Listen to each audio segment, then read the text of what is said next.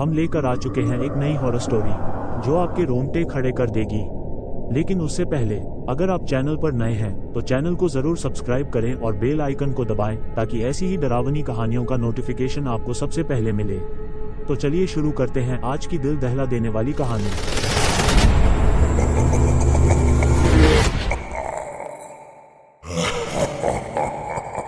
Bhagalpur express. हर शहर की कोई न कोई अधूरी कहानी होती है। पटना से भागलपुर की ओर जाने वाली एक ट्रेन भागलपुर एक्सप्रेस, जिसके बारे में लोग कम ही जानते हैं और जो जानते हैं वे बोलते नहीं। ये कहानी एक ऐसे पत्रकार अजय की है जो इस ट्रेन में चढ़ा, लेकिन वापस कैसे आया, ये कहानी का सबसे रहस्यमयी हिस्सा है। भाग 1, पत्रकार की बेचैनी। अजय एक मेहनती और उत्साही पत्रकार था जो पटना में एक स्थानीय अखबार के लिए काम करता था। एक दिन शाम को ऑफिस में बैठा ही था कि अचानक उसे एक कॉल आया। उसकी छोटी बहन स्नेहा गंभीर रूप से बीमार है और वो भागलपुर के सरकारी अस्पताल में भर्ती है। अजय तुरंत निकल पड़ा, लेकिन रात के 11:30 बज चुके थे। बसें बंद थी और सभी सामान्य ट्रेनें या तो जा चुकी थी या फुल थी। स्टेशन पर जाकर उसने टिकट काउंटर पर पूछा, कोई भी ट्रेन है भागलपुर के लिए? क्लर्क ने धीरे से कहा, भागलपुर एक्सप्रेस। 12:40 बजे प्लेटफॉर्म 4 से। कभी सुनी नहीं इस ट्रेन का नाम, अजय ने सोचा। क्लर्क ने मुस्कुराकर कहा, बहुत लोग नहीं सुनते। भाग 2, ट्रेन का पहला दृश्य। प्लेटफॉर्म 4 पर अजय पहुंचा तो देखा एक बेहद पुरानी ट्रेन धुएं में लिपटी खड़ी थी। उसकी बोगियां जर्जर थीं और ट्रेन का नाम धुंधले पीले अक्षरों में लिखा था, भागलपुर एक्सप्रेस। डिब्बे के अंदर जैसे ही अजय घुसा, एक ठंडी हवा का झोंका उसके शरीर से टकराया। अजीब सी सड़ांत की गंध, जैसे किसी पुराने बंद मकबरे से आ रही हो। यात्रियों की संख्या बहुत कम थी, हर चेहरा शांत, आंखें झुकी हुई और हाव भाव जैसे आत्मा ना हो। एक बूढ़ी औरत अजय के पास की सीट पर बैठी थी। उसने धीरे से कहा, वक्त रहते उतर जाना बेटा, ये ट्रेन लौटती नहीं। अजय थोड़ा असहज हुआ लेकिन बैठ गया। भाग 3, अजीब माहौल। घड़ी में समय था 12:40। ट्रेन सीटी बजाकर चल पड़ी। बाहर का दृश्य धुंधला, जैसे धुआं खिड़की से चिपक गया हो। सिग्नल, पेड़, स्टेशन, सब पिघलते हुए गुजरते गए।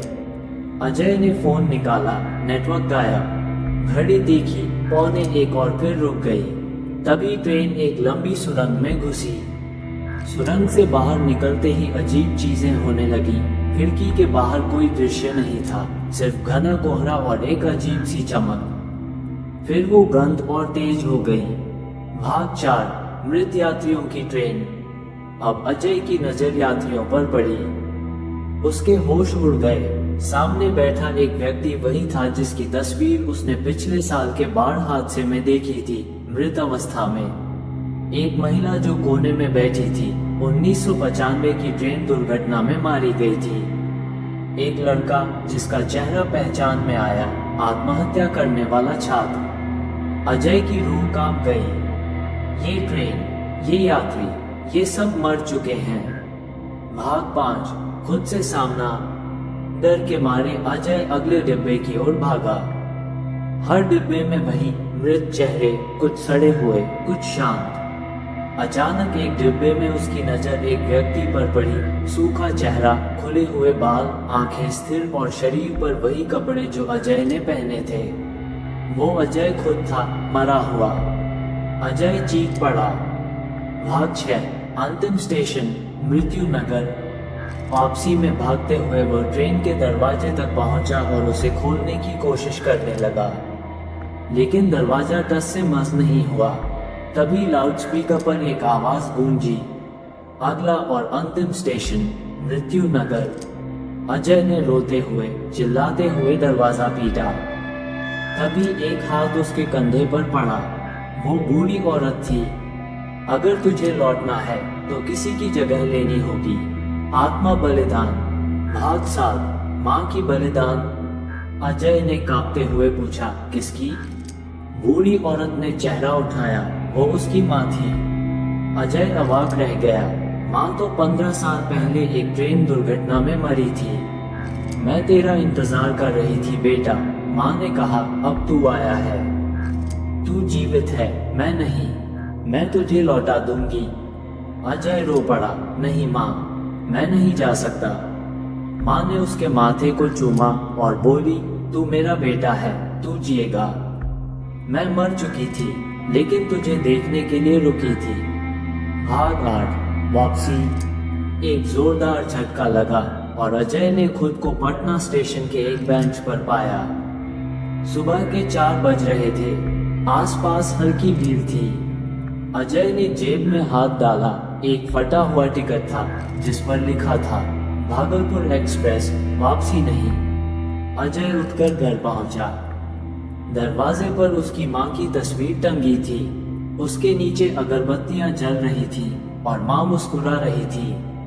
निष्कर्ष, भागलपुर एक्सप्रेस कोई साधारण ट्रेन नहीं थी। वो एक आत्माओं की ट्रेन थी जिनकी मृत्यु अधूरी इच्छाओं के साथ हुई थी। वे उस ट्रेन में फंसे थे, लेकिन माँ का प्रेम वो समय, मृत्यु और अस्तित्व के सभी नियमों को तोड़ सकता है। भागलपुर एक्सप्रेस भाग 2 आत्माओं का शाप। अजय ट्रेन से बच निकला था। माँ के बलिदान से उसे दोबारा जीवन मिला था, लेकिन कुछ अधूरी आत्माएं अब भी पीछे थीं और वे अब चुप नहीं थीं। भाग 1 वो टिकट अब भी था। अजय को वापस आए अब 1 महीना हो चुका था। वो न तो अखबार में काम कर पा रहा था, न ही सामान्य जिंदगी जी पा रहा था। हर रात उसे ट्रेन की सीटी सुनाई देती थी, वही पुरानी धुंध से लिपटी सड़ी हुई आवाज। वो टिकट अब भी उसकी जेब में था। हर बार जब वो उसे फेंकने की कोशिश करता, वो अगली सुबह फिर उसकी जेब में मिल जाता, फटा हुआ, गंधाता हुआ, और उस पर लिखा होता, वापसी नहीं, लेकिन बुलावा बाकी है। भाग 2 पत्रकार की खोज। एक रात उसने निर्णय लिया कि वो पूरी सच्चाई पता करेगा। कौन सी आत्माएं थी उस ट्रेन में? वो ट्रेन चलती कैसे है? उसका अस्तित्व क्या है? उसने शोध शुरू किया। पुराने स्टेशन रिकॉर्ड खंगाले, पुराने कर्मचारी से मिला। पटना स्टेशन के एक बूढ़े चाय वाले ने कांपते हुए कहा, भागलपुर एक्सप्रेस। वो ट्रेन असल में 1986 में बंद कर दी गई थी। एक एक्सीडेंट हुआ था सुरंग नंबर 13 में। पूरा डिब्बा लापता हो गया था। न शव मिले, न लोहे की पटरियां। लेकिन कुछ लोगों ने कई सालों तक उसकी सीटी सुनी है। भाग 3 सुरंग नंबर 13। अजय अगली सुबह सुरंग नंबर 13 पर पहुंचा। वहां आज भी प्रवेश निषेध था, लेकिन पत्रकार की हिम्मत कुछ और ही होती है। जैसे ही उसने कदम भीतर रखा, उसकी सांसें तेज हो गईं। अंदर की दीवारों पर नाखूनों के निशान थे, जैसे किसी ने मदद के लिए चीखा हो। और फिर ठक ठक ठक, ट्रेन की आवाज, और कोहरे में से वही पुरानी ट्रेन धीरे धीरे निकलती दिखी। इस बार उसमें सवार आत्माएं कुछ ज्यादा सतर्क लग रही थी, और उनके चेहरे, वे अब अजय को देख रहे थे। भाग 4 बहन की पुकार। घर लौटकर अजय को सुकून नहीं मिला। अब उसके सपनों में स्नेहा, उसकी बहन, मदद के लिए चिल्लाती थी। लेकिन याद रखिए, स्नेहा तो कभी अस्पताल पहुंची ही नहीं थी। फोन उठाकर उसने स्नेहा से संपर्क करने की कोशिश की, लेकिन उसका नंबर अब एग्जिस्ट नहीं करता दिखा। अजय को याद आया, उस रात उसे भागलपुर बुलाने वाली कॉल नंबरलेस थी।